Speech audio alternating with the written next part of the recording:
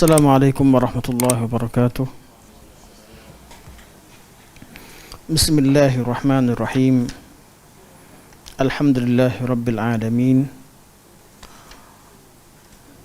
Barakallahu fiik, jazakallahu khair. Alhamdulillahi rabbil alamin. Nahmadullaha ta'ala wa nashkuruh wa nusalli wa nusallimu ala sayyidina Muhammadin alladhi ballagha ar-risalah وأدى الأمانة ونصح الأمة حتى أتاه اليقين وعلى آله وصحبه أجمعين.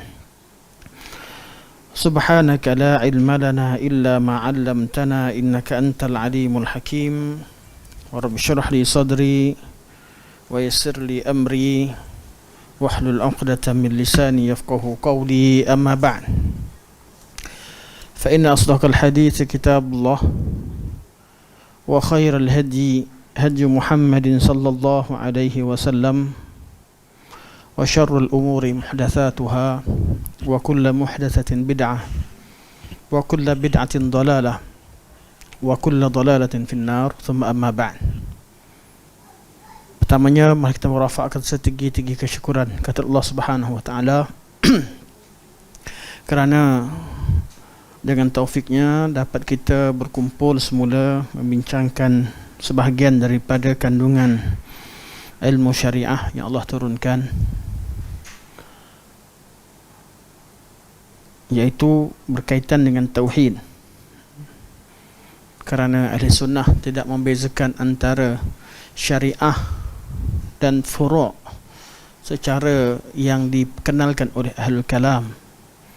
Al-kalam mereka menghadkan syariah kepada masalah furu', iaitu yang bergantung kepada dalil syara' hanyalah masalah furu', Al-Quran, sunnah dan ijma'.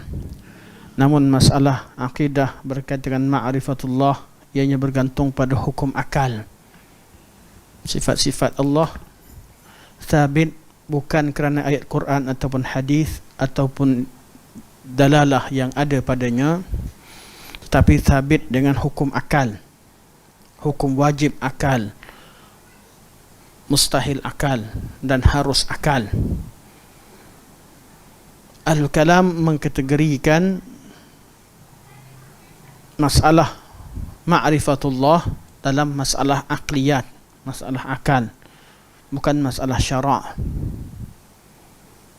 Manakala berkaitan dengan sam'iyat, berkaitan dengan syurga, neraka, azab kubur dan sebagainya, dikategorikan sebagai berada di bawah hukum mungkin atau dikatakan sebagai hukum adat.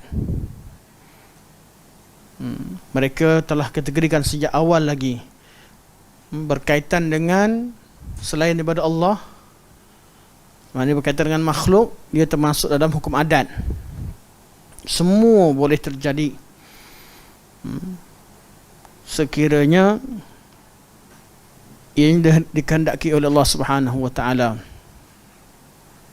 Jadi semua berkaitan dengan bila berkaitan dengan perkara sam'iyat, syurga, neraka, berkaitan dengan azab kubur dan sebagainya, ahli kalam dari kalangan Asy'ariyah menerima ayat Quran dan hadis sebagai dalil dalam bab syurga, neraka dan sebagainya. Berbeza Mu'tazilah mereka pun keluarkan perkara sam'iyat daripada dalil-dalil syara' dengan pelbagai alasan. Okey, dan tak nak masuk lagi, sebenarnya dah termasuk awal-awal. Syukur pada Allah untuk kita hadir dalam majlis ilmu. Dan sebelum pergi lebih jauh, ana kebetulan hari ini agak letih sikit.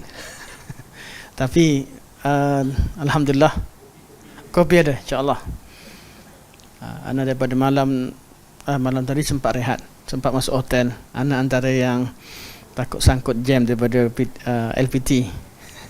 Jadi sempat keluar, tapi keluar pagi-pagi terus ke Baitur Rahmah, dan hari ini memang jalur Isnin Selasa penuh sampai petang.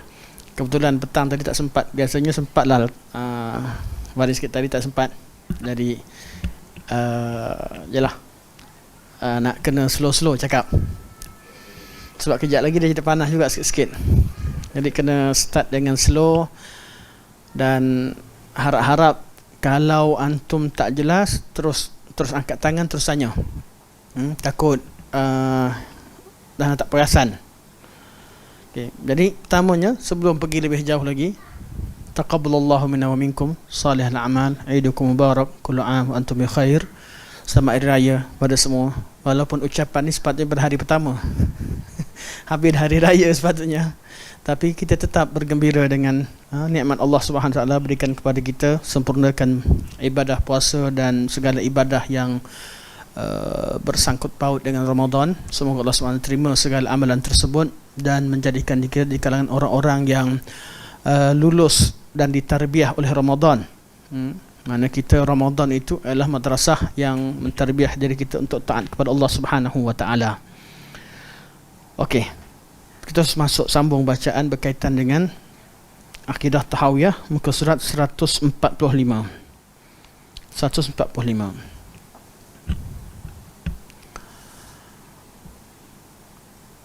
Pada pertemuan yang lalu kita dah baca kalam Al-Imam Ibn Abil Is rahimahullah pada muka surat 145. Beliau menerangkan bahawa Ahlul Kalam telah menutup jalan ma'rifatullah melalui hadis Nabi sallallahu alaihi wasallam, sehingga tidak ditemukan dalam sebahagian kitab ilmu kalam, sebahagian kitab kalam, perkataan Nabi sallallahu alaihi wasallam. Semua cerita wajib, mustahil kalau Allah begini, mustahil, wajib Allah kalau Allah begini begitu, Allah begini begitu. Kalaulah Allah Subhanahu Wa Taala istiwa, maka mustahil, maka wajiblah baginya itu mengambil tempat. Kalau ia mengambil tempat, artinya dia memerlukan kepada tempat. Kalau dia memerlukan tempat, artinya dia tidak qiyamuhu bi nafsihi. Itu adalah sifat-sifat makhluk. Kalau dia begitu perbincangannya, sehingga tak ditemukan hadis pada ilmu mereka. Sebab kata Ibn Abil Iz rahimahullah, mereka telah menutup jalan ma'rifatullah melalui hadis Nabi sallallahu alaihi wasallam dengan kaedah yang mereka gunakan untuk menolak hadis-hadis yang bertentangan dengan kaedah mereka. Maka mereka memperkenalkan kaedah hadis ahad tidak boleh digadikan sebagai dalil dalam bab akidah. Namun dalam secara umum, bagi mazhab Asy'ariyah dan Al-Maturidiyah, mereka keluarkan hadis ahad diterima. Sebahagian mereka ada yang tolak mutlak macam yang lain. Sebahagian mereka kecualikan hadis ahad diterima dalam bab sam'iyat. Dalam bab sam'iyat. Sebahagian lain mereka kata tak diterima juga bab sam'iyat. Bab sam'iyat yang terima itu bukan kerana hadisnya, tapi kerana mutawatir maknawi, bukan kerana hadis. Ini perbincangan antara mereka. Yang penting bab ma'rifatullah. Sebab tu anda fokus pada bab sifat Allah dan kenal berkaitan Allah Subhanahu Wa Taala. Sepakat seluruh Ahlul Kalam mengatakan bahawa bab ma'rifatullah tidak terguna pakai hadis ahad padanya, hanya hadis mutawatir.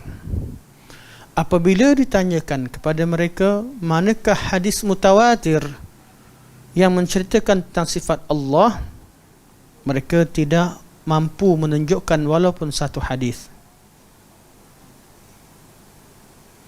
Jadi mereka telah tutup jalan. Dan katakanlah mungkin akan datang orang kata orang kaji inilah hadis mutawatir dan takkan berlakulah. Tapi kalau ada yang dakwa, kita kata tak masalah. Hadis mutawatir. Dan kita katalah itu satu pembahagian secara iftiradi, secara formula yang tak ditemukan praktikalnya. Kita tengok yang praktikal. Contoh yang praktis adalah kita merujuk pada Al-Quranul Karim. Ayat Quran adalah mutawatir. Dalil yang mutawatir, tidak ada ahad. Ayat Quran yang qiraat yang ada semuanya mutawatir.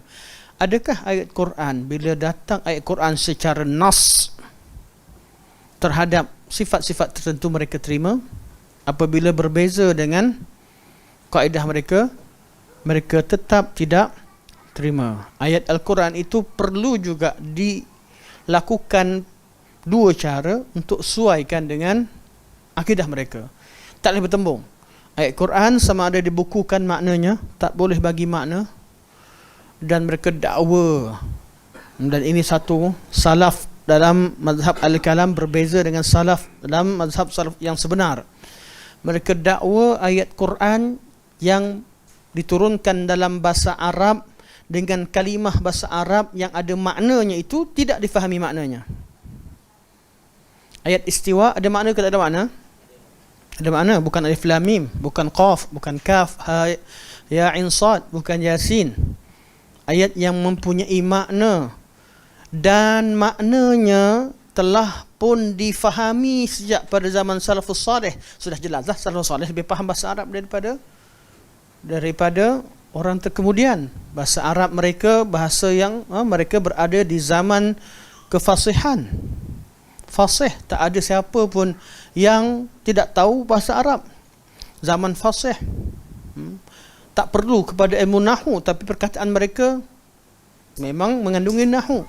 Tak perlu ilmu saraf. Perkataan mereka, kalimah mereka tidak perlu kepada ilmu saraf untuk membetulkan kalam mereka. Zaman tersebut segala ilmu alat yang terpakai ilmu lughah ada pada tiap-tiap individu pada zaman tersebut. Apatah lagi ulama mereka. Apatah lagi ulama di kalangan sahabat Nabi SAW. Cukup semua syarat.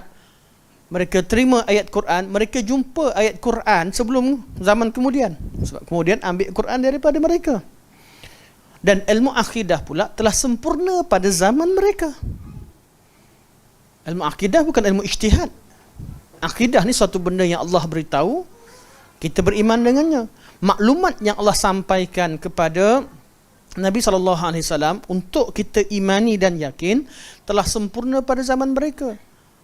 Dalil-dalil telah sempurna dan mereka yang paling faham dalil dan faham bahasa.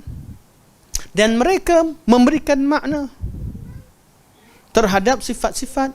Bila jumpa istawa summa istawa 'alal 'arsy, maka berkatalah mereka ini maknanya ala, ada yang kata wartafa'a, ada yang kata istaqarra, ada yang kata sa'uda, dan sebagainya. Mereka tafsirkan. Namun jenayah yang dibuat oleh ahli kalam, mereka kata salafus salih tidak memberikan makna terhadap ayat-ayat Quran. Mereka makna tersebut mereka serahkan pada Allah. Sedangkan nukilan-nukilan ini diijma', diterima secara ijma' oleh ulama tafsir. Bukalah mana-mana kitab tafsir. Tafsiran itu ditemukan. Jadi jawapan itu kata bahawa salaf tidak berikan makna bukan kerana berhati-hati ataupun kerana tak faham makna yang ada dalam ayat, tapi hanya kerana ianya bertentangan dengan kaedah kalam yang mereka namakan sebagai qawati' aqliyah, satu keputusan akal yang qat'i, yang takkan salah. Keadaan begitu, kata ayat Quran, ayat sifat tidak mempunyai makna bertahan selama beberapa tahun. Bertahan, orang boleh terima, tak apalah, salaf tu tak faham makna. Kita yang faham makna. Kita sama-sama tak faham. Tutup ayat ni. Itu kaul ini tidak wujud dalam kalangan ahli hadis. Tak wujud dalam kalangan Abu Bakar, Umar, Uthman, Ali dan sahabat-sahabat Nabi. Kerana kalam mereka mengisbatkan perkara tersebut. Isteri Nabi berbangga antara satu sama lain. Salah seorang isteri kata, kamu berbangga bahawa kamu mempunyai sekian-sekian, tapi kalian dinikahkan oleh keluarga kalian. Aku dinikahkan oleh Allah di atas arsy yang 7. Isteri Nabi SAW. Tak tepi. Abu Bakar berkata ketika Nabi wafat, kalau kalian menyembah Muhammad, Muhammad akan mati. Kalau kalian menyembah Allah yang berada di atas arasy-Nya, kamu tidak akan, Allah kekal, Allah tidak mati. Kalam-kalam, kalau kumpulkan kalam-kalam sahabat, mutawatir, mereka faham makna dan mereka bukan takwilkan, mereka tidak tafsirkan. Itulah perkara yang diterima secara masalah yang diijma'kan. Kenapa ijma'? Abu Bakar cerita, Orang lain riwayat, semua umat Islam dengar dan tak ada yang bantah. Isteri Nabi cerita, yang lain dengar, diriwayatkan sepanjang zaman sebelum datang ilmu kalam, tak ada yang bantah. Ijma'. Sebab tu ijma' dalam bab akidah ini diterima ijma' sukuti. Okay. Diterima oleh salafus salih dan tak ada yang bantah. Mereka yang paling faham tentang agama, paling faham tentang bahasa Arab dan dalalah terhadap Al-Quran. Namun Ahlul Kalam mengkategorikan ayat-ayat berkaitan dengan sifat, berkaitan dengan ma'rifatullah ialah kategori akliyat, bukan kategori syarak. Hukum syarak hanya terpakai pada hukum amaliyah, hukum taklifi, wajib, makruh, wajib, sunat, harus, makruh, haram, hanya masalah fiqah. Masalah fiqah, ayat Quran perlu bergantung kepada hukum Al-Quran, sunnah, ijma', salafus salih dan sebagainya. Itu hanya ijma', itu hanya digunakan dalam bab mana? Dalam bab fiqah. Bab akidah kami guna akal yang qat'i. Itu asasnya menyebabkan mereka tidak boleh menerima ayat Quran yang bertentangan mereka. Apa yang mereka lakukan? Kita tengok kepada apa Syekh sebut. Sambung insya-Allah. 145 peringkat kedua. Malah semua kepala bid'ah, mana ketua-ketua bid'ah, akan membentangkan nas-nas terhadap bid'ah yang mereka lakukan serta yang mereka sangkakan dalil akli. Mereka semua ayat Quran, okey, kita sesuaikan dulu dengan kaedah akal, kawatir akal yang kita buat. Nas yang menepati dalil akal akan mereka namakan sebagai muhkamah. Mereka akan menerima dan menggunakan sebagai hujjah. Yang terima sesuai, Masya Allah, hujjah. Sebab tu kalau mereka dalam bab tak ada, bab mereka tolak, mereka kata hadis dari ahad tak boleh terima, walaupun sahih, walaupun sahih Bukhari Muslim. Tapi bab sesuai dengan mereka, mereka berhujjah. Walaupun hadis itu dhaif, tapi kita perlu guna. Orang yang sama. Orang yang sama. Waktu tolak untuk hadis sahih Bukhari Muslim ke semua tak terima. Waktu nak tolak. Ayat Quran perlu ditakwilkan, waktu nak tolak. Waktu nak terima, orang yang sama, manusia yang sama, kumpulan yang sama akan menggunakan hadis ni tak sama hadis maudhu' dengan hadis dhaif. Hadis dhaif begini begitu. Okay, alhamdulillah, muhaddis pada waktu tu, muhaddis. Ada yang hadis palsu, tapi palsu di sisi ulama hadis, tapi mungkin di sisi ulama tasawuf tidak. Ada pula jawapan macam tu. Sejak bila hadis tak palsu di sisi tasawuf, tasawuf lain, ada hadis lain? Macam ada dua kebenaran dan mereka tak syak, mereka buat dua kebenaran. Ilmu daripada Nabi lain, ilmu direct daripada Allah lain, macam-macam. Itu tak syak lagi. Orang ni ikut hukum syariat, orang ni tak boleh menari dan sebagainya. Yang ni boleh. Yang ni boleh buat, tak ada masalah. Dia terkeluar daripada hukum taklif, dia dah sampai level tertentu. Ini kita tak syak. Dan itulah yang terjadi. Itu yang telah terjadi. Berkata Syekh, mereka akan menerima dan menggunakan sebagai hujah kalau sesuai dengan kaedah akal mereka. Masa itulah dalil tak payah qat'i, tak payah sahih tak sahih, asalkan sesuai sahaja, termasuk kalam manusia, termasuklah mimpi, apa sahaja yang sesuai, masuk. Tak ada masalah. Manakala nas yang bertentangan dengan akal, iaitu dengan formula akal, bukan akal, anda disebut akal di sini istilah ulama, bukan bererti akal yang sehat atau fitrah. Akal artinya formula akal atau teori akal ilmu kalam.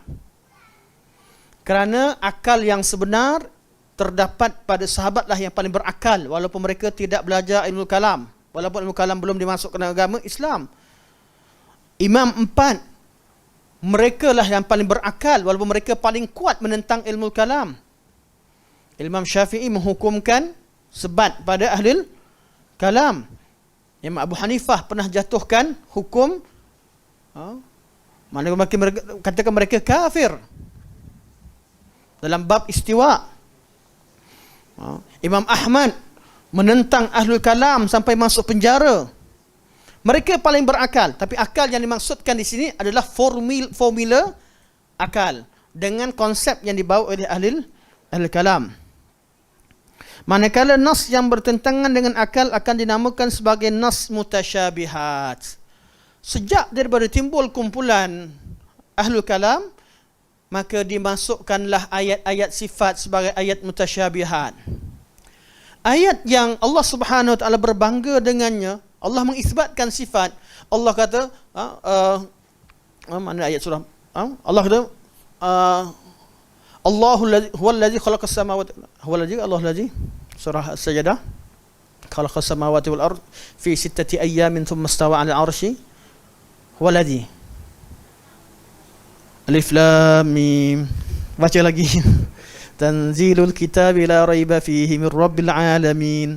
Am yaquluna iftarah bal huwal haqqu min rabbika litunzira qauman ma atahum min nadhirin min qablika la'allahum yahtadun. Allahu alladhi khalaqas samawati wal arda wa ma bainahuma fi 6 ayyam. Allah bangga ke Allah? Ayat bangga betul tak? Ayat isbat ke ayat nafi? Isbat. Allahu alladhi khalaqas samawati wal ard wa ma bainahuma fi 6 ayyamin thumma istawa 'alal 'arsy. Allah berbangga dengan sifat tersebut.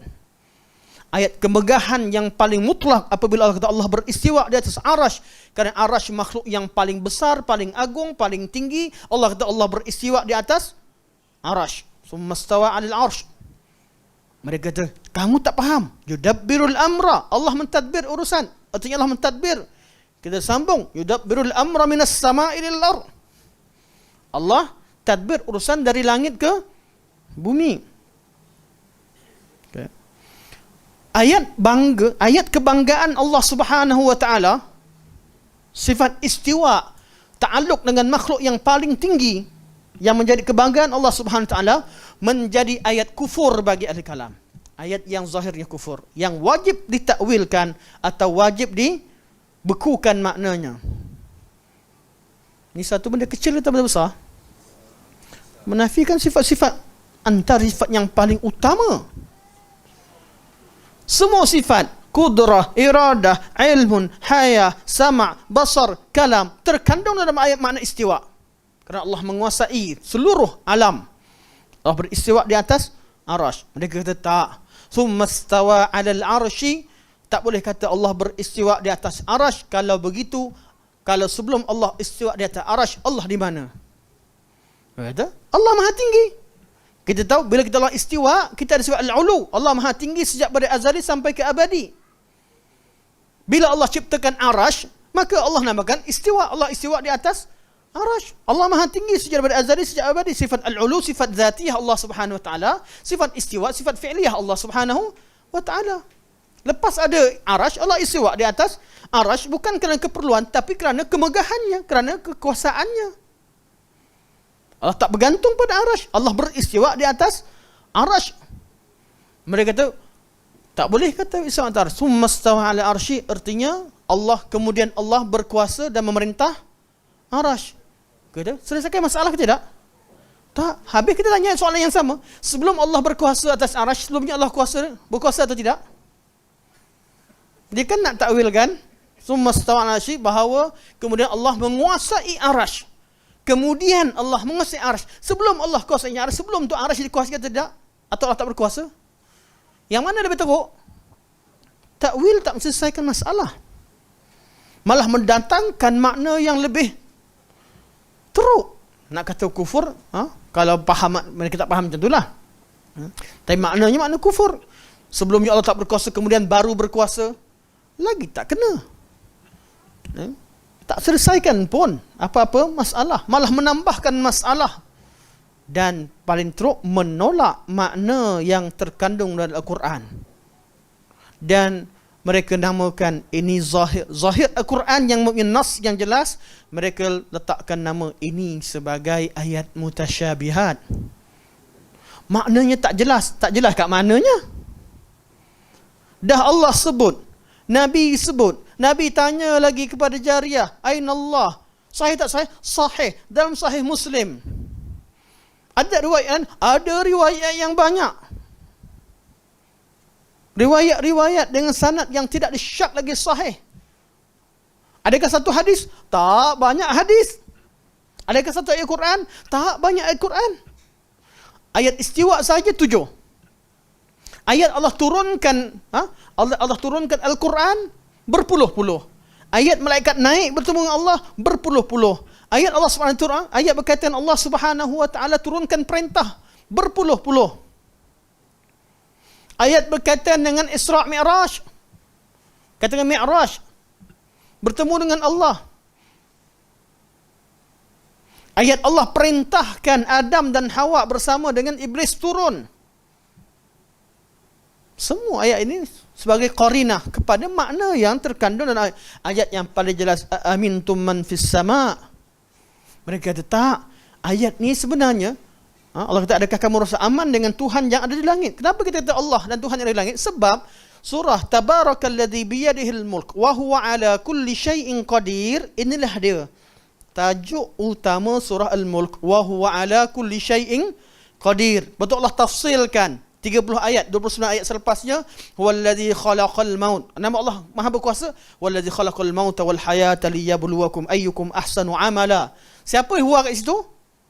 Allah yang ciptakan hidup dan mati untuk uji kalian. Wallazi khalaqal mauta wal hayata liyabluwakum ayyukum ahsanu amala wa huwal azizul ghafur allazi khalaqa sab'a samawatin tibaqa. Siapa yang ciptakan langit dan bumi, langit bertingkat-tingkat? Allah Subhanahu wa taala. Huwallazi semua Allah sampai akhirnya ayat.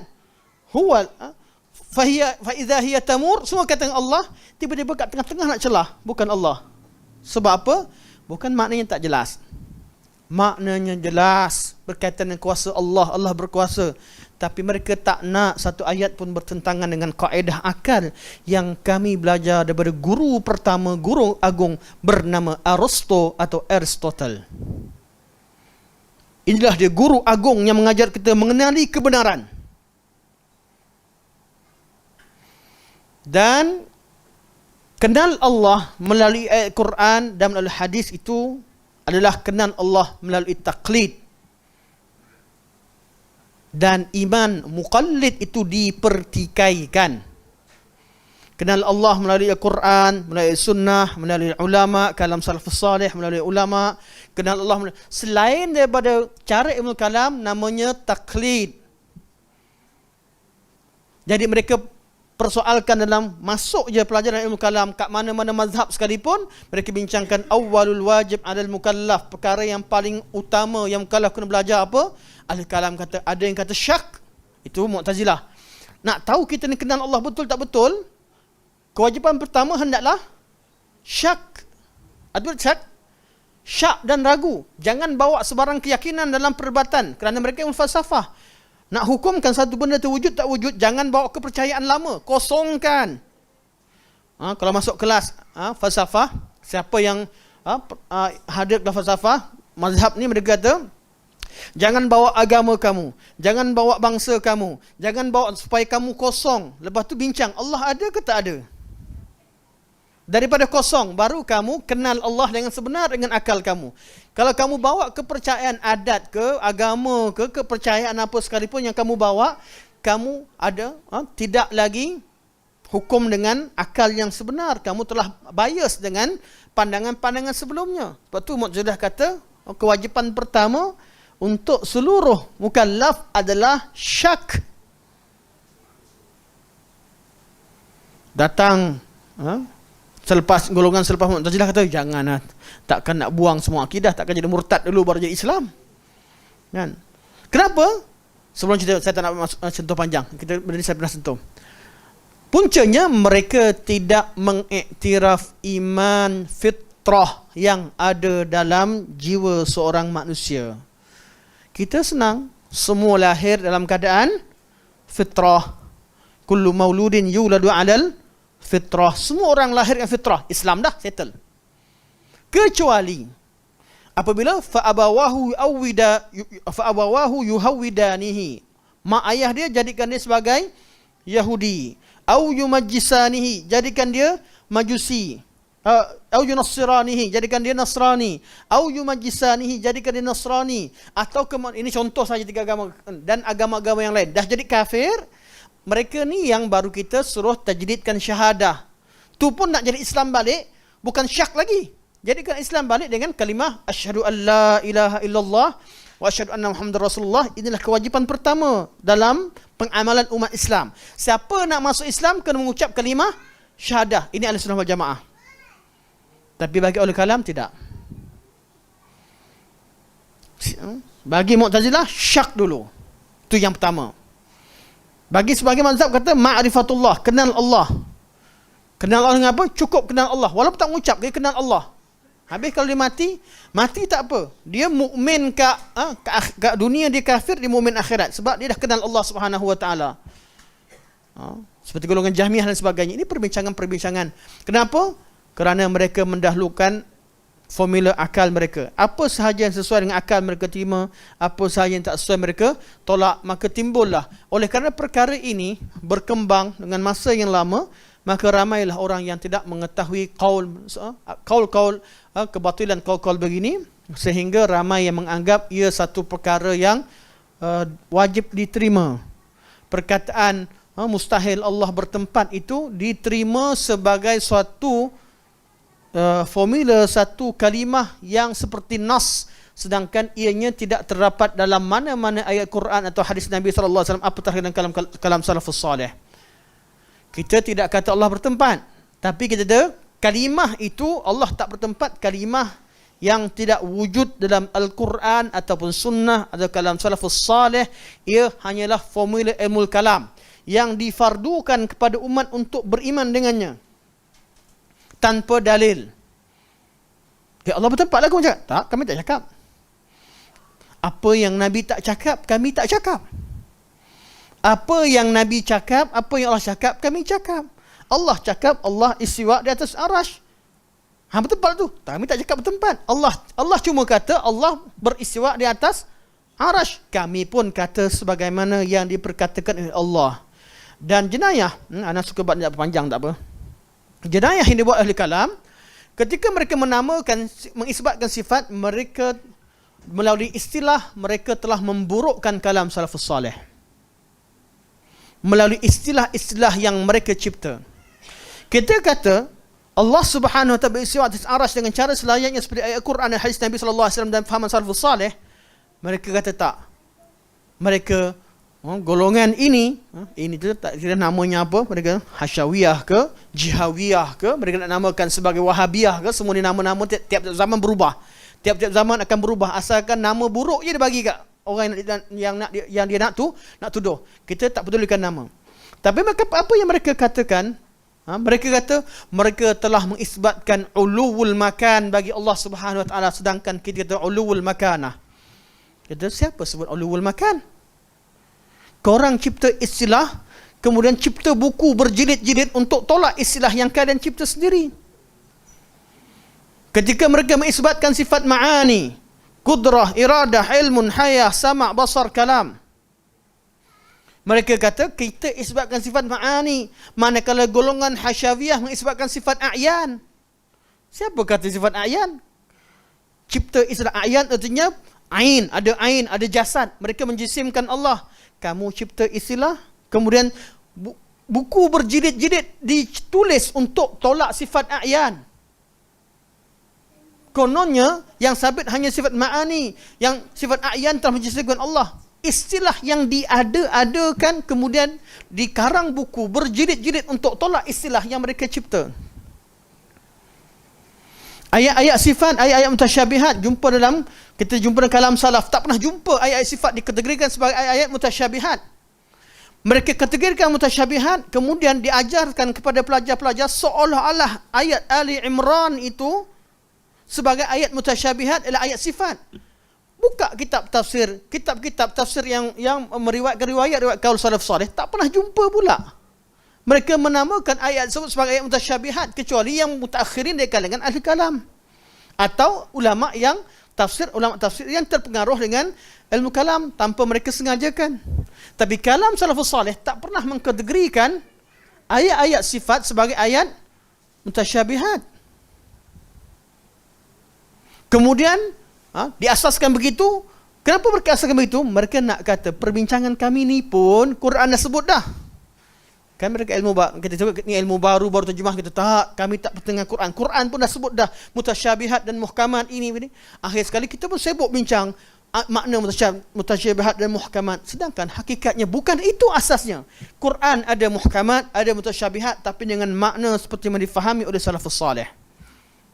Bukan ayat-ayat yang bertentangan dengan kaedah kalam baru dinamakan sebagai mutasyabihat. Dan ini bukan sebentar, bukanlah masalah yang baru berlaku, telah pun berlaku dan ramai yang keliru sejak daripada awal. Dan ulama hadis telah bangun menentang ilmu kalam sejak pada awal kerana masalah begini. Bertahanlah alul hadis sebagai pemegang bendera mempertahankan sunnah Nabi SAW sampai ke akhir zaman. Namun dari semasa ke semasa ada di kalangan orang Islam yang menjadikan sumber rujukan utama mereka bukan Al-Quran Sunnah. Mereka pergi kepada yang lain. Akhirnya mereka membuat kaedah-kaedah untuk menggabungkan antara hak dan batil. Akhirnya wujudlah kaedah Al-Quran di hadis ahad ditolak dalam bab tak diterima masalah akhir sebagai macam-macam kaedah yang wujud kemudian. Kaedah-kaedah begini adalah kaedah yang tidak tepat. Orang kata, Ustaz, ada yang kita usul? Memang, sebab yang masukkan ahli kalam. Ada, tak syak. Perbincangan berkaitan hadis ahad, yufidul zan, ada dalam kitab usul. Sebab tu kaedah-kaedah usuliyah, sebahagian pada kaedah usul yang ditetapkan itu perlu difahami dengan neraca ahli sunnah, neraca sunnah. Perlu dibersihkan, perlu dibincangkan secara tuntas. Ada orang kata, habis ulama-ulama tak tahulah. Tak, ulama kan tak tahu. Ulama yang menentang tak tahu ke? Sejak dulu lagi berlaku khilaf macam tu. Takkan ada dalam kitab kamu terima, dalam kitab kami tak terima. Dan yang tak terima, yang tolak siapa? Sejak zaman salafus salih. Okey. Ini yang disebutkan oleh Syekh pada pertemuan yang lepas. Yang lain tu semua bunga-bunga dan syarahan. Okey.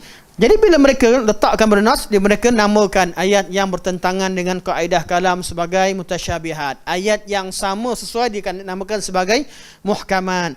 Kemudian mereka offer penyelesaian, kata Syekh, mereka akhir sekali seterusnya mereka akan menolaknya. Lepas kata mutasyabihat, mereka akan tolak dengan cara tertentu. Penolakan ini mereka namakan sebagai takwil atau pemesongan. Oleh itu ahli sunnah amat menolak mereka. Sebenarnya tafwid dan takwil tu yang disebutkan dalam teks yang asal. Mereka cara letak makna lain ataupun tak berikan makna itu, mereka adalah kaedah yang diperkenalkan kemudian. Dan satu perkara yang lebih dahsyat lagi berkaitan dengan kalam salafus salih, qaul salafus salih tidak diajarkan di universiti. Tidak diajarkan di ma'had termasuk Ma'had Bu'us Al-Azhar. Minta maaf saya sebut. Diajarkan semua qaul firaq yang ada. Rad semua. Tapi qaul salafus salih seperti mana yang diungkilkan tidak dikemukakan dalam kitab tersebut. Sedangkan mereka sedang belajar dalam subjek perbandingan firaq. Perbandingan kalam antara firaq. Ini satu perkara yang tidak adil. Mereka hanya nukilkan dengan kalam-kalam yang tidak datang daripada mulut ahlinya. Mereka nukilkan kalam dengan istilah yang mereka dah tempelkan. Bila cerita tentang wajah Allah, mereka tak kata mereka isbatkan wajah kerana ayat Quran, mereka kata kerana mereka mengisbatkan juzuk bagi Allah Subhanahu Wa Taala. Maka segala perbincangan 1 jam 2 jam, tuan-tuan pergilah dengan ahli kalam punya ni, mereka duk hujah. Adakah bagi Allah itu ada juzuk ataupun tidak? Mustahil Allah berjuzuk. Kalau juzuk, apa jenis juzuknya? Mereka cipta istilah, kemudian panjang cerita. Sebab tu nak salah kata, mereka karang buku berjela-jela, hakikatnya itu hanyalah membincangkan jenis-jenis kesesatan mereka sendiri. Mereka karang kalimah, dan mereka karang satu istilah, kemudian bincang panjang-panjang. bincang tentang masalah tashbih. Dari dulu nak kata mujassimah, nak kaitkan orang yang isbatkan sifat Allah seperti Allah kata mujassimah. Mereka telah menjissimkan Allah. Tapi perkataan tak temukan dalam kalam salafus salih. Atau orang yang dituduh dengannya. Dan perkara begini ialah perkara yang diketahui oleh orang-orang yang bila kita belajar, kita perhatikan betul, kita akan nampak perkara begini, jenayah dalam penggunaan istilah, dalam penukilan sebagainya telah dilakukan dengan pesan oleh kumpulan tertentu, menyebabkan kalam salafus salih ini tidak terkenal dan tidak diketahui oleh umum. Namun ianya tetap diketahui bagi sesiapa yang ingin membuka dan menerima akidah langsung daripada kitab-kitab salafus salih. Okey. Jalan ahli sunnah ialah mereka tidak akan lari dari nas sahih dan tidak akan melawannya dengan dalil akal dan tidak juga dengan pendapat sesiapa. Bukan dalil akal dengan akal, maksudnya itu. Dan tidak juga dengan pendapat sesiapa sebagaimana dinyatakan oleh Syekh rahimahullah. Juga sebagaimana dikatakan oleh Al-Bukhari rahimahullah. Aku mendengar Al-Humaidi, Abdullah bin Az-Zubair Al-Humaidi, guru utama Imam Bukhari. Imam Bukhari guru yang paling banyak beliau nukilkan ialah guru beliau Al-Humaidi rahimahullah, Abdullah bin Zubair Al-Humaidi. Kami sedang berada bersama Al-Imam Syafi'i dan Humaidi antara anak murid utama Al-Imam Syafi'i rahimahullah. Lalu seorang lelaki datang kepadanya bertanyakan satu masalah, iaitu orang datang jumpa Imam Syafi'i rahimahullah. Lalu Syafi'i berkata bahawa Rasulullah sallallahu alaihi wasallam telah menghukum masalah ini dengan hukum tertentu. Mana? Keluarkan hadis. Bacakan hadis. Imam Syafi'i jawab dengan hadis. Maka lelaki itu berkata kepada Syafi'i, apa pendapat engkau? Dah bacakan hadisnya, apa pula pendapat engkau wahai Imam? Syafi'i berkata, subhanallah, apakah engkau melihat aku berada di dalam gereja? Aku ni Kristian ke, duduk kat gereja ke? Kau tanya aku, Nabi dah kata, kemudian kau tanya lagi pandangan aku? Atau aku kata gereja, adakah aku telah katakan kepada engkau Rasulullah telah menghukum? Bukan satu gereja. Maksudnya kata Imam Syafi'i, subhanallah tarani fi kanisa, kau nampak aku dalam gereja ke? Ini terjemahannya teks asal. Tarani fi bi'ah, kau nampak aku dalam rumah kaum Yahudi ke? Kaum ibadah Yahudi ke? Tarani ala wasti zinaran, kau nampak aku dalam rumah ibadah kaum Majusi ke? Tempat bakar tak sembah api ke? Aku ni Yahudi ke? Aku ni Nasrani ke? Aku ni zinar ke? Baru beliau kata, aku telah katakan kepada engkau Rasulullah sallallahu alaihi wasallam telah menghukum dengan hukum ini, sedang engkau boleh berkata apa pendapat engkau? Aku dah kata Nabi kata, kenapa kau tanya pendapat aku pula? Ni siapa kata? Al-Imam Syafi'i rahimahullah. Inilah dia orang yang mengambil pemahaman yang disebutkan oleh hadis dalam satu perkara. Mereka lah pengikut Imam Syafi'i yang sebenar. Ramai orang mereka cuba nukilkan bila kita kata keluarkan dalil. Pada peringkat permulaan mereka bawakan dalil. Bila bawa dalil semua sekali, bila tak dapat hujah, dia kata golongan ini golongan yang menafikan kalam ulama dan kononnya faham dalil direct, tengok direct kepada dalil. Macam dia pandai faham dalil, ketepikan pandangan ulama. Ulama mana yang diketepikan? Tuduhan itu sentiasa berlaku. Sentiasa berlaku. Kalau baca Al-Quran, akan ada lah orang kata baca Quran terjemahan dia tanpa ada bukan siapa baca Quran terjemahan boleh jadi sesat. Betul tak? Mereka juga ajarkan siapa baca hadis sendiri dia boleh jadi sesat. Boleh sesat ke baca hadis sendiri? Baca hadis sendiri tak tanya ulama memanglah sesat. Tak tengok syarah ulama. Tapi yang kita ajarkan baca ayat Quran dan hadis berdasarkan fahaman salafus salih. Betul tak? Adakah bebas? Tak bebas. Baca Al-Quran, faham Al-Quran berdasarkan fahaman sahabat salafus salih. Baca hadis berdasarkan kepada fahaman salafus salih. Kerana Quran tidak diturunkan di dalam gua. Kita baru jumpa teks dalam gua. Quran diturunkan kepada Rasulullah yang memahami teks Al-Quran. Kemudian Rasulullah sampaikan kepada sahabat yang faham teks Al-Quran. Mereka menukilkan kalimah Al-Quran dan menukilkan maknanya kepada kita. Kalam Al-Quran dinukilkan dalam ilmu riwayat, dalam berkaitan dengan kiraat-kiraat. Al-Quran juga dinukilkan dalam bentuk makna-maknanya melalui ilmu tafsir. Tafsir yang ma'thur daripada sahabat-sahabat Nabi SAW. Takkan baca begini boleh jadi sesat. Tidak lain, tidak bukan. Puncanya kerana mereka telah mengambil rujukan yang lain mendahului apa yang tercatat dalam Al-Quran dan Sunnah Nabi SAW. Kata Syekh, banyak lagi kalam salaf yang seperti ini. Kalam salaf yang bila marah orang tanya, Nabi dah kata, tiba-tiba dia tanya lagi apa pendapat kamu, siapa yang ambil subjek manhaj dengan saya di Yayasan Taklim. Memang subjek khas yang kita belajar berkaitan dengan manhaj. Berpuluh-puluh asar salafus salih yang menerangkan tentang perkara ini. Kalau Nabi dah putuskan satu perkara, terima. Jangan banyak tanya, jangan banyak soal. Kerana kalam Nabi itu difahami. Lainlah kalau kalam Nabi, hadis yang tak difahami maknanya. Oh, hadis ni tak jumpalah makna dia. Kita kena cek lah. Takkan Nabi bercakap bahasa yang tak difahami oleh manusia. Kita mesti cek. Jazakallah khair. Masya Allah, semoga Allah nikahkan anta dengan hurun ain, dengan bidadari di syurga. Amin, insyaAllah. Bidadari dunia tak berani sebut, takut kena kecam. Okay. Cukuplah bidadari di syurga, insyaAllah. Bagi siapa yang takut isteri, bagi yang takut, yang tak berani, yang tak mampu, anda bersyukurlah masih ada bidadari di syurga. Betul?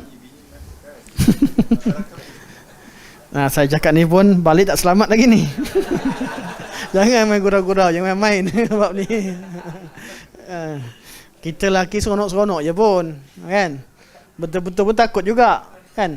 Takut dengan diri sendiri. Lelaki nak Allah bagikan sifat tanggungjawab. Dia takkan buat satu benda kalau dia rasa tak mampu, betul? Nah, lelaki bagus.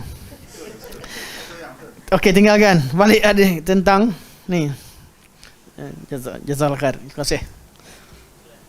Masya-Allah. Iklan kejap boleh Okey, masya-Allah. Jadi apakah dalil yang dipegang oleh mereka? Bila Nabi putuskan satu perkara, kita wajib terima firman Allah Subhanahu wa taala, "Wa ma kana lil mu'minin wa la mu'minatin idza qadallahu wa rasuluhu amran ay yakuna lahumul khiyaratu min amrihim." Dan tidak patut bagi seorang mukmin ataupun mukminah, seorang mukminah, apabila Allah dan Rasulnya telah menetapkan satu perkara, maka dia mengambil pilihan, mereka mencari alasan atau mempunyai hak untuk buat ketetapan sendiri dan mempunyai pilihan mereka sendiri. Allah dah tetapkan, terimalah. Ayat ni pada orang kata, bagi mereka bekerja, ayat ni berkaitan dengan hukum qada, ini berkaitan dengan akidah. Sejak bila akidah dipisahkan daripada hukum furu'? Yang memisahkan antara akidah dengan furu', usuluddin dengan furu'uddin, siapa? Ahlul kalam. Kami tak terikat dengan kaedah kalian. Ayat ni hanya terpakai untuk hukum-hukum. Ini masalah akidah. Ayat Quran terpakai untuk seluruh hukum syariat, sama ada akidah, ibadah ataupun akhlak. Ini akidah Ahlussunnah wal Jamaah. Ahlul kalam tak. Ayat Quran dan hadis terikat dengan furu'. Terikat dengan furu', masalah furu'. Manakala masalah akidah itu terikat dengan hukum akal, akliyat, hukum akal, masalah berkaitan dengan Allah. Datang ahli sufi batiniah lagi teruk. Bukan sekadar akidah, masalah ibadah pun tak perlu terikat dengan hukum syarak. Ibadah pun direct, tak ikut dalil. Ahlul kalam masih terima dalil Al-Quran dan Sunnah masalah furu'. Bagi datang golongan sufi, mereka musnahkan semua sekali. Furu' pun tak perlu ikut akidah. Dah lah pembahagian usul furu' tak betul. Kemudian kaedah yang dikata ibadah pun boleh cipta sendiri, ibadah direct, tak payah ikut Nabi, tak payah ikut dalil dan sebagainya. Sebab tu tuan-tuan tak payah layan bila ada sufi yang batini datang nak bincang hadis. Sebab mereka tak jujur pun. Mereka datang tu mereka rasa mereka ada peluru. Hakikatnya mereka tak amal pun dengan hadis. Kerana ada hadis, tak ada hadis, amalan mereka tetap sabit. Amalan dalam segala zikir, tak payahlah nak bawakan, keluarkan keratan akhbar ke, ataupun apa-apa kenyataan ke tentang dalil hu, ha, hi, semua. Kerana itu bukan, mereka tak berhujah pun dengan, mereka tidak syaratkan pun ada dalil dalam mengamalkan suatu perkara. Mereka telah isbatkan adanya ilmu laduni direct daripada Allah Subhanahu Wa Taala, tak melalui Nabi sallallahu alaihi wasallam. Dalam amalan ciptaan pun mereka telah mengisbatkan bid'ah hasanah yang boleh diamalkan tanpa perlu merujuk kepada dalil. Jadi mereka hanya rujuk pada dalil bila ada dalil. Tak ada dalil pun boleh jalan. Asalkan diajarkan. Asalkan mana bagi pengikut, asalkan guru kami ajar. Guru kami tak terikat dengan, dah sampai, orang yang tak sampai level kata kita kena ikut guru. Betul tak? Guru pula sampai level tertentu, kami tak terikat dengan syariat. Kami sampai level ahli hakikat, ahli makrifat yang daripada Allah. Apa yang terjadi? Anak murid diwajibkan ikut pada guru, kerana guru lebih mengetahui. Dan guru yang paling berpengetahuan adalah yang mencapai level yang tinggi, direct dengan Allah, tak melalui Nabi. Memanglah tak jumpa. Sebab itulah golongan ini golongan yang takkan belajar ilmu hadis. Mereka datang ilmu hadis dan belajar ilmu hadis semata-mata untuk mempertahankan, untuk ta'yid, untuk sokong pandangan mereka. Ambil hadis untuk sokong pandangan mereka. Ambil nas untuk sokong, bukan sebagai iktimad. Betul nas harus sebut, ahli sunnah ketika mengamalkan sesuatu amalan atau nak terima suatu amal ibadat, mereka cari dalil sejak pada awal. Ahli bid'ah mereka tak. Mereka percaya apa sahaja ikut pada yang mereka dapat daripada sumber mana sekalipun, yang mereka percaya ikut mazhab masing-masing. Mereka amal pun ikut sumber mana sekalipun. Mereka hanya rujuk pada Al-Quran dan Sunnah ketika ingin mempertahankan amalan tersebut. Sebab tu beza masyrab. Masing-masing belajar hadis, masing-masing belajar tafsir, masing-masing rujuk Al-Quran dan hadis, tapi ketika rujuk dan kaedah rujuk itu berbeza. Okey. Sekiranya Surat 146, sekiranya hadis ahad, okey, ni sampai sini selesai. Kemudian beliau bawa pada perbincangan hadis ahad. Sekiranya hadis ahad diterima oleh umat dengan mengamalkan, mentasdiqkannya adalah memberi faedah ilmu yakini menurut jumhur ulama. Ini Syekh menukilkan qaul tentang hadis ahad, kerana sebelum ni beliau dah rad tentang hadis ahad. Beliau kata hadis ahad apabila telah diterima ummah dengan qabul, syaratnya hadis ahad itu hadis yang sahih. Kerana takkan berlaku umat terima hadis daif.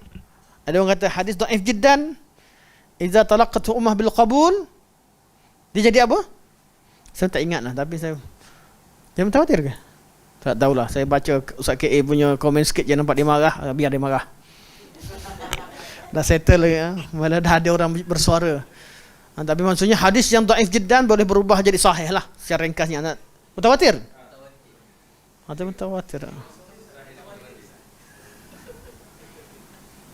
Ya ke sama yang tu? Mutawatir? Istilah mutawatir?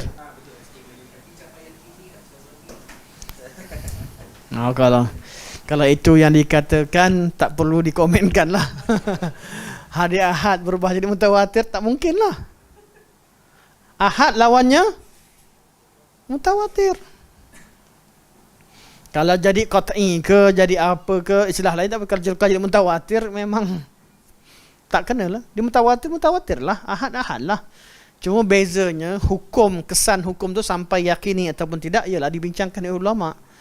Tapi kalau ahad berubah jadi mutawatir, kecualilah kalau qarinah maksudkan adalah qarinah yang terlalu banyak, antara qarinah adalah diterima oleh umat berubah qarinah yang banyak itu mengubah jadi mutawatir.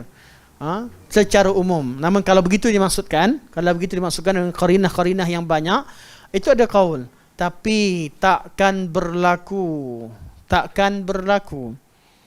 Kerana apa? Secara praktikalnya tidak ada satu hadis dhaif pun yang ulama terima talaqul ummah bil qabul secara ijma'. Apatah lagi hadis dhaif jiddan, takkan berlaku. Takkan berlaku dan tidak ada kaedah. Kaedah mengatakan hadis ahad yang sahih tadi, bila datang qarinah yang banyak, dia berubah jadi yakini. Daripada zanni jadi yakini. Dia tetap ahad, tapi berubah daripada zanni jadi yakini. Okey. Sini Syekh menukilkan qaul bahawa hadis ahad apabila diterima oleh umat dengan qabul. Siapa umat? Iaitu ulama-ulama umat.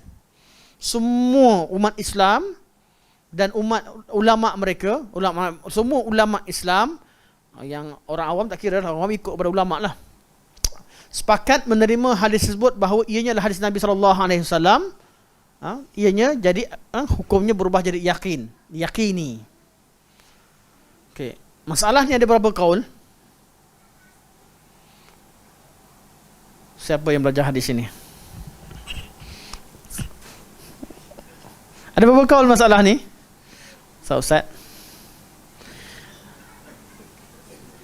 2. Okey. Saya ringkaskan. Qaul ahli sunnah dan qaul mutakallimin, ahlul kalam. Mutakallimin belum tentu salah. Tapi qaulnya dinisbahkan mutakallimin dalam bab ini. Sebahagian mutakallimin kata hadis ahad yufidu zan. Zan artinya tetap diamalkan, tetapi dia zanni. Maksud ada persen berkemungkinan ada kesalahan, tapi masih wajib diamalkan. Qaul muhaddisin ada 2 pandangan. Adakah berbeza? Tak berbeza. Muhaddisin pada peringkat awalnya zaman Imam Ahmad, zaman Imam Malik, zaman imam-imam mutaqaddimin, tak ada istilah zanni dengan qat'i bagi mereka. Zaman mereka hadis terima ke tak terima? Sahih ke tak sahih? Sahih diterima, tak sahih ditolak. Itu istilah mutaqaddimin. Jadi kalau kita rujuk pada kalam Imam Ahmad, kita berrujuk Imam Ahmad tidak membezakan antara hadis ahad dan mutawatir, asalkan sahih diterima secara yakini. Begitu juga pandangan Imam Malik, Imam Ibn Khuwais bin Dad daripada mazhab Maliki dan sebagainya. Kalau kita bincang masalah usul fiqh ada banyak kaulah, tapi kita tengok pada sejarah, ulama-ulama yang mutaqaddimin, mereka menerima hadis sama ada ahad atau mutawatir, mereka terima sepenuhnya, kerana bagi mereka hadis itu hanya ada yang makbul dengan mardud. Yang makbul diterima. Hadis yang sahih makbul diterima dalam akidah, dalam ibadah, dalam akhlak, dalam ilmu apa sekalipun, kalau sahih diterima. Kalau tak sahih ditolak. Dalam akidah, dalam ibadah, dalam akhlak, kalau tak sahih akan ditolak. Tak sahih ditolak apa maksudnya? Satu, ditolak, dibuang terus, iaitu yang maudhu', yang palsu, tak ada iktibar padanya, yang dhaif jiddan dan palsu, takkan naik level, buang masuk bakul sampah terus. Ada yang ditolak, diketepikan untuk menunggu iktibar. Kalau ada makna hadis sahih yang sesuai dengannya, dia akan naik martabat jadi hasan li ghairi. Itu hadis dhaif yang tidak dhaif jiddan, yang tidak teruk, ataupun yang hadis yang tidak palsu.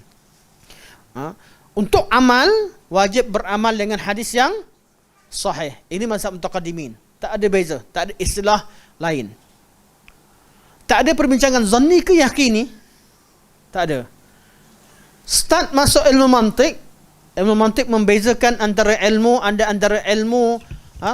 ilmu itu ada ilmu yang nazari dengan ilmu badihi. Ilmu yang perlu pada ilmu nazari, ilmu perlu pada kajian, kena fikir betul-betul baru dapat tahu. Lepas tu ada ilmu yang daruri. Dengar je orang confirm kata betul, tak ada orang banyak fikir banyak. Jadi ilmu mutawatir ni, bila datang berita yang mutawatir ni, dia adalah benda yang badihi, diketahui bahawa ia sahih. Tapi ahad dia kena kaji betul-betul, dia zanni. Mana ada ni ilmu daruri, yufidul zan dengan yufidul yaqin. Perbincangan ini hanya dibincangkan setelah masuknya ilmu mantik. Kemudian daripada ilmu mantik tersebut dipraktikkan terhadap dalil syarak oleh golongan mutakallimin. Dari situ timbullah mutakallimin, mereka ramai yang ada pelupur kepada ilmu usul fiqh. Kemudian mereka masukkan perbincangan tersebut dalam kitab usul fiqh. Jadi wujudlah istilah zanniyat dengan qat'iyat dalam ilmu usul fiqh.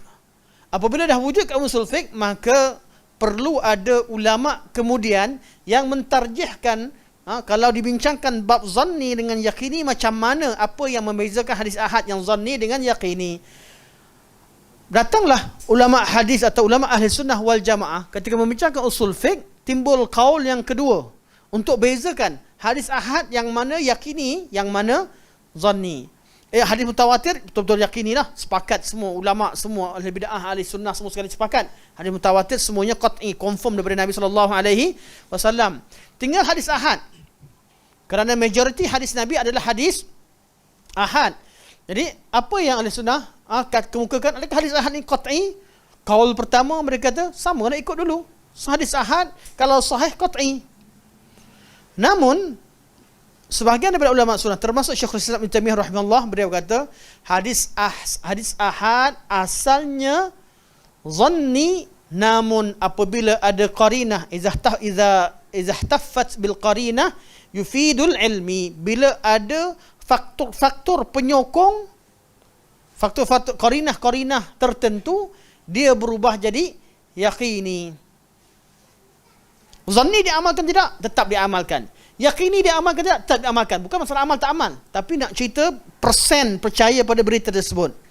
Bila jadi benda yang zanni jadi yaqini, kata Syekhul Islam, apabila ada qarinah. Apakah qarinah tersebut? Hadis ahad, ianya sahih, kemudian seluruh umat terima, ulama hadis semua terima. Ini talaqat ummah bil qabul. Jadi kalau semua ulama datang baca hadis itu, semua kata hadis yang sahih dan mereka amalkan hadis tersebut, ini dalil bahawa hadis ahad tersebut bukan lagi zanni, tapi dia adalah yaqini. Antara qarinah yang lain, apabila dia musalsal bil a'immah, yang riwayatkan tu semua imam-imam. Bukhari riwayat pada Humaidi riwayatkan daripada Imam Syafi'i meriwayatkan daripada Imam Malik meriwayatkan daripada riwayatkan daripada Nafi' daripada Ibnu Umar daripada Rasulullah. Semua ni musalsal bil a'immah. Contohlah musalsilah, anak-anak musalsal bil a'immah, imam-imam yang riwayatkan, imam-imam hufaz mutqin, mana di kalangan al-imam al-a'immah al-hufaz yang meriwayatkan semua silsilahnya, jadi yaqini. Sebab yang lain, apabila diriwayatkan oleh Bukhari dan Muslim muttafaqun alaih, ini disebutkan oleh ulama kemudian. Kenapa muttafaqun alaih? Kerana kitab Bukhari dan Muslim diterima sebagai sahih secara talaqatul ummah bil qabul, secara keseluruhannya. Umat semua kata sahih Bukhari Muslim semuanya adalah sahih. Penilaian terhadap sahih Bukhari Muslim itu sahih itu dinilai oleh berjuta, malah berpuluh ribu umat Islam secara berzaman. Semua sekali kata hadis Bukhari dan Muslim semuanya adalah sahih. Kecuali beberapa hadis bukan kerana tak sahih, tapi kerana tak cukup syarat sebagaimana yang ditetapkan oleh Imam Bukhari dan Imam Muslim. Bukan tak terima, tapi kerana tak cukup syarat sebagaimana yang mereka tetapkan. Itu saja. Itu pun hanya berapa hadis. Daripada ribuan hadis, hanya kurang daripada 10 hadis yang dikritik tak cukup syarat mereka. Bukan tak sahih, bukan tidak sahih. Nah, jadi antara qarinah, nak tahu macam mana hendak talaqat ummah bil qabul, rujukannya apabila dia diriwayatkan oleh Bukhari dan Muslim, maknanya talaqatul ummah bil qabul. Antara cara untuk rujuk. Dan ada qarinah-qarinah yang lain, ianya masyhur, adalah sahih, dan ianya masyhur oleh ulama dan mereka terima. Sama juga kembali kepada makna yang sama dan qarinah-qarinah dan seterusnya. Mana dia masuk dalam qaul ihtafat bil qarinah. Hadis ahad tapi disertai dengan qarinah-qarinah. Jadi qaul al-sunnah ada dua. Qaul mutaqaddimin tak ada cerita tentang ahad daripada zanni tukar yakini, tak ada cerita langsung. Ahad sahih saja diterima. Ini qaul mutaqaddimin. Qaul mutaakhirin, ketika masalah perbincangan zanni dan qat'i dah dibincangkan dalam masa usul fiqh, maka mereka terpaksa membahaskan dengan gaya bahasa usul fiqh, maka mereka kata hadis ahad yang qat'i lah, hadis yang ada qarinah tadi. Dan itulah dia amalan ulama dahulu pun. Ulama dahulu ketika mereka terima satu hadis mesti ada qarinah. Bukan sahaja semua hadis ahad diterima. Ada ahad diterima, ada yang ditolak. Hakikatnya tak ada perbezaan dari segi pengamalan. Dan kaul yang kedua, kaul al-kalam. Al-kalam kata kaul tadi, kaul Ibn Taimiyah, juga kaul al-Imam Fakhrul Razi dan kitab Al-Mahsul, kitab al-Imam Ghazali, kitab kaul Imam Ghazali dan kitab Al-Mankhul dan sebagainya. Ini yang kata hadis ahad menjadi yakini seperti hadis mutawatir bila ada qarinah-qarinah yang disebutkan tadi. Manakala jumhur mutakallimin mereka kata hadis ahad yufidu zan. Ahad ni yufidu zan dan zan itu wajib diamalkan. Wajib diamalkan dalam furu' dan usul. Jadi ada di kalangan mereka bezakan. Lepas ini dalam masalah usul fiqh tak cerita furu' dan usul pada asalnya. Kemudian ahli kalam bincangkan lagi. Okey, dia jadi zan, bila zan dia terima bab furu', tak terima bab usul. Sebab tu ada perbincangan dalam ulama, kenapa? Apa yang membezakan antara furu' dan usul? Ada perbincangan seterusnya. Mungkin kita akan sentuh akan datanglah berkaitan dengan hujah. Kalau orang kata furu' terima tapi usul tak terima, kita tanya soalan. Dan antum buat homework, boleh buat homework. Minggu depan datang balik. Apa beza furu' dengan usul? Mereka kata hadis mutawatir, hadis ahad diterima dalam bab furu', tak terima dalam bab usul. Mana usul tu apa, furu' tu apa? Anda bagi jawapan. Takkan ditemukan jawapan yang betul. Ada orang kata sebab tu golongan al-kalam golongan yang paling mutanaqid. Mereka kata dalam bab takrif iman, amalan tak termasuk dalam takrif iman.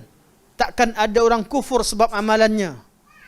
Orang yang sama yang bercakap demikian, mereka bincang kitab fiqh.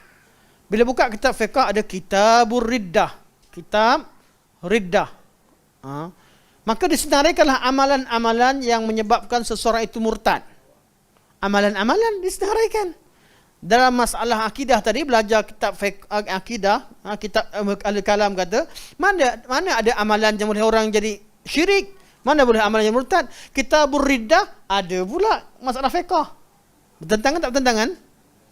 Tentangan. Dalam kitab akidah belajar af'alullah ghairu mu'allalah. Perbuatan Allah tidak ada illah, tidak dikeranakan oleh sesuatu kerana. Tak boleh kata Allah buat sesuatu berkerana. Apa yang Allah buat itu telah ditentukan sejak pada azali. Maka dibincangkan tentang bab tanjizul suluhul qadim dan juga tanjizul hadis dan sebagainya. Dibincangkan. Sampai orang yang sama belajar ilmu maqasidus syariah. Syariat ni ada maqasidnya, ada tujuannya. Allah tak buat sesuatu, Allah tak turunkan perintah sia-sia. Allah bila buat sesuatu mesti ada sebab. Hai. Tak pening. Dia jadi dua aliran berbeza. Last sekali tak apa. Akidah kita ikut mazhab Asy'ariyah, Maturidiyah ke apa ke semua tadi, tapi fiqh ikut mazhab Syafi'i. Tapi dia kekal macam tu. Kekal dua jalan yang berbeza dalam masalah tertentu. Macam mana cara selesai? Jangan dibincangkan. Siapa cakap benda ni? Jaga kau. Itu yang berlaku. Tak boleh dikemukakan. Tak dibenarkan dibincangkan. Ini masalah yang tinggi, orang awam akan keliru seolah-olah adanya perbezaan. Memang beza pun. Memang lain pun. Mana? Tak mungkin adanya, tak mungkin orang boleh satukan kerana kaedah kalam itu bertentangan dengan kaedah yang ada pada syarak itu sendiri. Pada setengah masalah. Kita tak kata semua, Ada kaedah kalamiah yang sesuai dengan akal, itulah dia dipakai juga ahli sunnah. Kita tiba-tiba dia pakai juga kaedah kalam. Yalah, siapa tolak? Benda yang betul diterima je pun. Kaedah, sebab tu hadis perbincangan tentang mutawatir ahad wujud dalam perbincangan ahli sunnah, namun bukan tujuan untuk menolak ahli ahad, hanya tujuan untuk ma'rifah turuq wusul ilaina, nak tahu macam mana gaya hadis sampai kepada kita, berapa orang yang riwayatkan, bukan untuk tolak dan untuk terima. Nak tolak terima dalam bab hadis yang bahaginya al-qabul wal mardud. Qabul ada 4, hadis sahih li zati, sahih li ghairi, hasan li zati, hasan li ghairi. Ini bab qabul. Hadis yang mardud adalah hadis dhaif, hadis maudhu'. Dhaif dengan jenisnya, dhaif kerana rawi, dhaif kerana sanad. Dhaif kerana sanad ada jenis-jenisnya. Dhaif kerana rawi ada 2 jenis, sama ada kerana keadilannya atau kerana dhabtnya. Kerana keadilannya pecah, sama ada dia penipu ke, kadzab ke, muttaham bil kadzib ke, atau dia kerana ahli bid'ah ke, pembahagiannya. Berkaitan dengan tak sambung sanad, inqita', kerana terputus. Putus ke awal ke, hadis yang mursal ke, hadis munqati' ke, hadis mu'dal ke, hadis apa, semua perbincangan. Ini semua dalam bab qabul dan mardud. Tapi mutawatir ahad bukan nak tolak hadis. Mutawatir dan ahad dalam perbincangan bab hadis dalam konteks ma'rifatut turuq wusul ilaina, nak tahu macam mana datang ramai tidak. Ada hadis mutawatir, hadis yang ahad kemudian jadi mutawatir. Mutawatir yang satu hadis tidak menafikan kesahihan hadis ahad, ianya hanya menguatkan. Contoh saya buat penutup, tuan pengurusi 1 minit je. Penutup. Boleh insya-Allah? Sebagai penutup, kalau pengurusi kata wajib tutup dewan pukul 10. Kalau katalah pengurusi kata, dan saya dengar, saya cakap kita kena settle pukul 10 wajib tutup dewan. Dan saya dengar langsung, kalau saya sekah, berita sahih tak sahih? Sahih tak? Sahih, saya sekah. Ittisal sanad, saya memang jumpa sezaman, terima, dan saya bukan penipu, saya seorang yang thiqah. Sahih tak sahih? Sahih, cukup. Perawi tu sahih. Tiba-tiba datang seorang lagi beritahu, pengurusi kata pukul 10 tutup. Tahu dah, tapi kau dengar juga? Aku dengar juga. Datang seorang lagi, dia kata pukul 10 kena tutup. Engkau pun dengar? Ya. Maka ramai cakap. Bila ramai cakap, namanya hadis mutawatir. Mutawatir yang satu hadis tidak menafikan kesahihan tiap-tiap riwayat tersebut. Tiap-tiap riwayat yang ahad tadi mengandungi kesahihan yang tersendiri. Sebab tu kita hanya nak ma'rifat turuq, nak tahu macam mana hadis sampai. Betul, hadis innamal a'malu binniyat yang diriwayatkan oleh Sayyidina Umar, yang kita cerita Ibnu Umar, adik Ibrahim At-Tamimi, kita belajar sampai hadis berkaitan hadis gharib mutlak tersebut, pada yang dibincangkan dalam ilmu contoh hadis yang gharib, bukan setakat ahad yang gharib diterima oleh seluruh umat Islam sebagai hadis yang sahih dalam bab akidah, bab ibadah dan bab akhlak. Kerana umat Islam tak pernah wujud dalam idea umat Islam untuk tolak satu hadis Nabi SAW kalau ianya sahih. Sebab itulah perlu difahamkan erti mutawatir dan ahad menurut pembahagian mustalah hadis. Okey, sampai sini dulu. InsyaAllah minggu depan kita akan bincangkan tentang hadis mutawatir, hadis ahad dari segi qaul ulama. Kita ulang balik sekali imbas berkaitan dengan qaul ulama tadi dan apa erti takabul dan contoh-contoh hadis ahad yang menjadi yakini. Hadis ahad tapi diterima sebagai yufidul ilm atau yufidul yaqin dalam masalah agama. InsyaAllah sampai sini. Nanti minggu depan kita sambung 146 di atas insyaAllah. Ada soalan ke? Tak ada insyaAllah. Kenyang lemah. Okey, insyaAllah. Sampai sini saja. Semoga Allah SWT jadikan pertemuan kita pertemuan yang manfaat, yang baik dari Allah Subhanahu Wa Taala, yang lemah kurang daripada saya sendiri. Semoga apa yang kita pelajari, saya sangat penting, saya pentingkan apa yang kita pelajari masalah akidah ni jangan turun daripada dewan selagi anda tak yakin dengan kebenarannya. Sebab tu jangan balik rumah selagi tak yakin. Nak ajak minum boleh, ajak minum, ajak kat luar, ajak ke mana-mana, tapi jangan balik rumah dalam keadaan tak puas hati. Itu kita tak nak. Kita belajar akidah ni ilmu tentang keyakinan. Jangan balik rumah kalau tak puas hati. Balik dalam keadaan puas. Kena marah bini nombor 2. Yang lambat tu, saya marah tu nombor 2. Tapi yang penting balik masa belajar ni kita kena yakin. Apa tak puas hati? Tanya dan soal dan kita berbincang. Ini adalah perkara yang betul dalam tuntut ilmu. Jangan biarkan kita dipaksa untuk percaya perkara yang kita tak puas hati. Itu sahaja yang saya nak sampaikan. Okey, semoga apa yang kita belajar dapat kebaikan manfaat daripadanya. Semoga apa yang diketahui dapat kita amalkan bila bentuk ilmu dan bila bentuk amalan, bentuk ilmu dapat kita yakini dengan sebenar-benarnya. Semoga Allah bimbing kita di dunia hingga ke akhirat insya-Allah. Subhanakallah wa hamdika asyhadu an la ilaha illa anta astaghfiruka wa atubu ilaik. Wa sallallahu ala sayyidina Muhammad wa ala alihi wa sahbihi wa baraka wa sallam. Alhamdulillahirabbil alamin. Assalamualaikum warahmatullahi wabarakatuh.